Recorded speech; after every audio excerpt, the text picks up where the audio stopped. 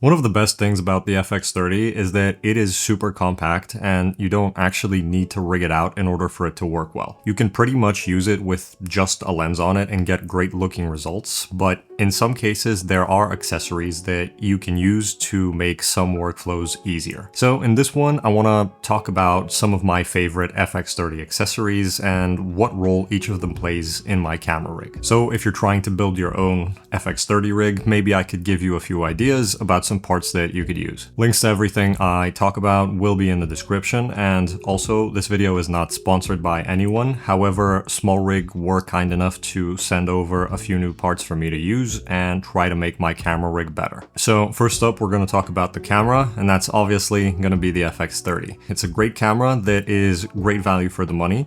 I've loved it ever since I picked it up, and I've been enjoying it more and more after every single time I've shot anything with it. I'm actually planning on making a more detailed video about my experience of using it over the past year, but that's going to be a bit further down the line. For now, I want to focus on it in the context of all of the accessories that I like using with it. Now, the first accessory is going to be the SmallRig cage that I have on my camera. I needed a cage because it makes mounting other accessories on the camera much easier. This one has a good variety of mounting points on it, and it has a built-in Arca Swiss rail at the bottom and a NATO rail at the top. And there are two main reasons why I went with this one over the others. The first one is that all of the other ones I was looking at have this more rectangular shape on the side where the camera battery is, and that's so that you can open up the battery door whenever you need to, which is fine.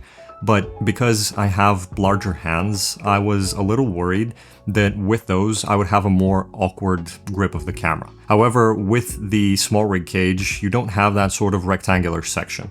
Instead, it has a small latch that's held in place by a magnet. And you can easily open it up only when you need to open the battery door, but the rest of the time it's closed and it kind of continues the shape of the actual camera grip really nicely. One more thing is that the extra cold shoe on it is at an angle, where with the other ones that I looked at, it's at the top.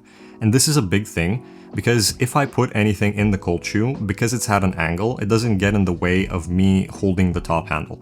And I'll try to show you what I mean when we get to the actual top handle itself, but just remember that. Next up, I want to talk about the V-mount plate, and this is one of the new things that SmallRig sent me, and it's a recent addition to the rig. This thing has a great design that lets it fold down to be very compact, and it's a good all-in-one solution for mounting a V-mount battery to your camera. It also has an Arca Swiss clamp at the bottom that I can quickly attach directly to the bottom of my camera cage. I really like that I'm able to quickly flip a latch, which allows me to decide how close or far away it sits from the camera, and that's a good thing when I'm trying to make sure that everything is balanced well. It's great for when I'm shooting handheld because it adds some extra weight to the camera, but I can also press it up against my body for an extra point of contact. Now, with that in mind, the kit that they sent me actually comes with a specific chest pad attachment that's meant exactly as an extra point of contact. It's really easy to put on and take off when I need to, but it does actually help a lot with stability. I honestly find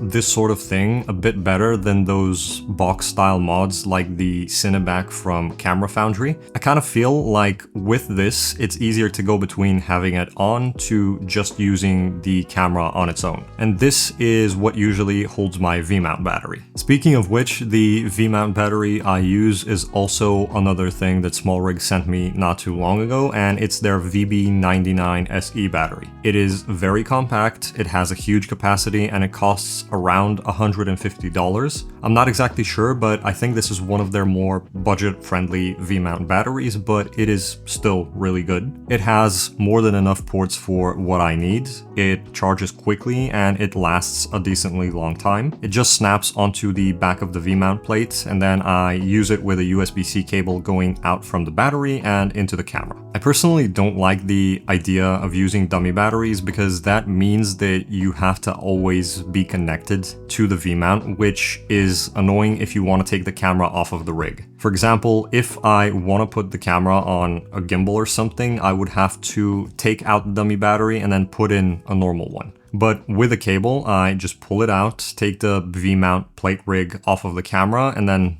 do whatever I need to do. Next thing I want to talk about is the top handle, and this is also from SmallRig, but this is something that I bought for myself a really long time ago. It's got a NATO clamp that goes onto the NATO rail on the top of the cage, and that makes it pretty quick to put on and take off. The shape of it is really nice to hold, and it's also rubberized on the bottom side, which helps to give you a better grip. It also doesn't get as cold when I'm using it in cold weather, so my hands don't freeze while I hold it. It's got some good mounting options along the top as well as on each end of it, and one side of it is actually slightly angled a bit, which is nice because this is where I usually connect my monitor mount. The monitor mount itself is from a company called Falcam, and it is their F22 quick release monitor mount. It's very small, it feels well built, and most importantly, it is quick release, which you'll notice is a big thing with a lot of the accessories that I like using with my camera.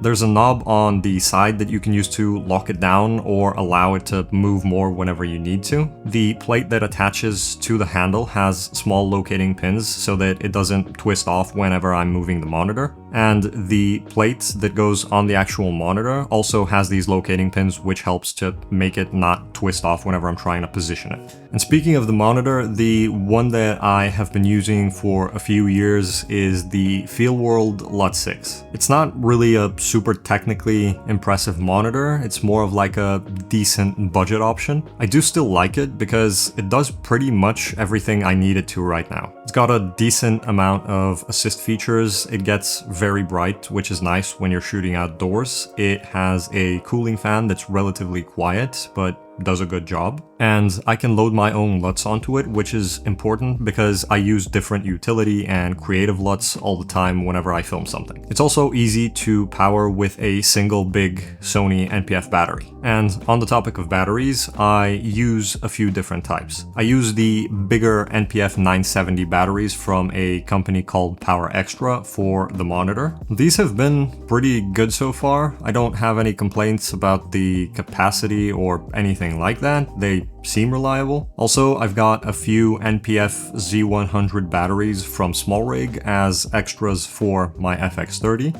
and same with these as the big ones. Don't really have any complaints so far. Another accessory is the side handle that I like using, which is from a company called Nitsi. I really like this handle because it's bigger than most of the other ones that I've tried, and it's more comfortable for people with big hands. The shape of it is also very nice, and it's cut out in a way that fits my hand really nicely. Plus, it's rubberized, which again helps when it's cold outside, and it also feels very sturdy and has some decent weight to it. There are different options for how it connects to the camera, and the one that I got was the NATO clamp one. By default, it's just a regular NATO clamp, but SmallRig sent me a great accessory that makes it 35 to 95 times better.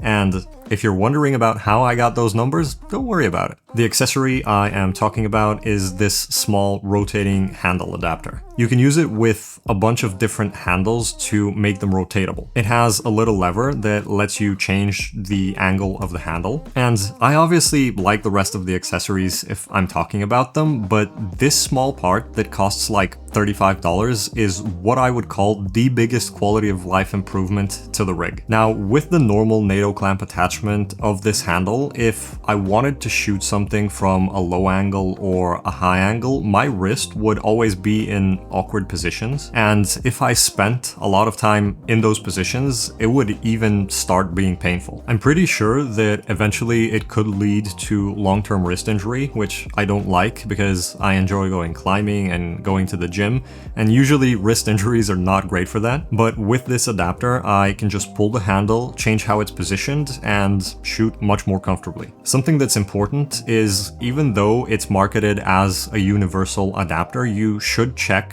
the dimensions of it on the product page. It technically didn't fit my side handle because the channel in the middle of it was way too small for the screws. I actually had to use a small Dremel to make the opening wider, so make sure to check that the adapter will fit whatever handle you have so that you don't have to figure out a DIY fix like I did. That aside, I love this adapter and it works great right now. So I really recommend checking it out if you're someone who uses a side handle often. One more small thing I should mention is the side NATO rail that I use, and I personally like having my side handle on the right side because it just feels more comfortable. And to attach it to the camera, I have a low profile mini NATO rail from SmallRig on the right side of the cage. And this is what I usually attach that side handle to with the rotating adapter. For audio, the shotgun microphone that I've been using for a really long time is the Movo VXR10 Pro, which I'm also using for this video. It was sent to me a while back from the people over at Movo, back when the channel was still pretty small. So huge shout out if anyone from Movo happens to be watching this. I've been using it ever since and I genuinely love it. I've used it for almost every single video of mine over the past 2 years, both personal and for clients.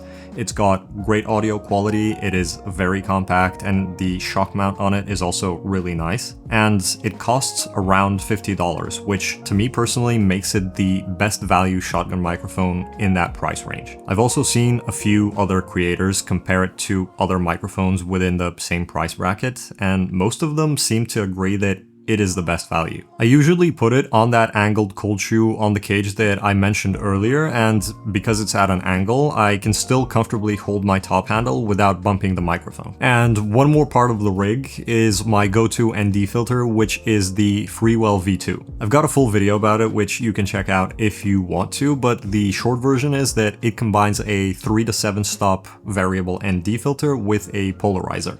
It's magnetic, it doesn't have any color shifts or optical issues, and it locks onto the camera securely. I keep recommending it to a lot of people, and I really do think that it's great value for the money. Alright, so if I have to be completely honest, the rig in a fully built out version of it is probably not something that I'll use most of the time, but that's kind of the point of it. I wanted to put together a rig that is super versatile and modular and lets me take things off and put them on quickly only whenever I need to. And that is why I think that this works really well for me.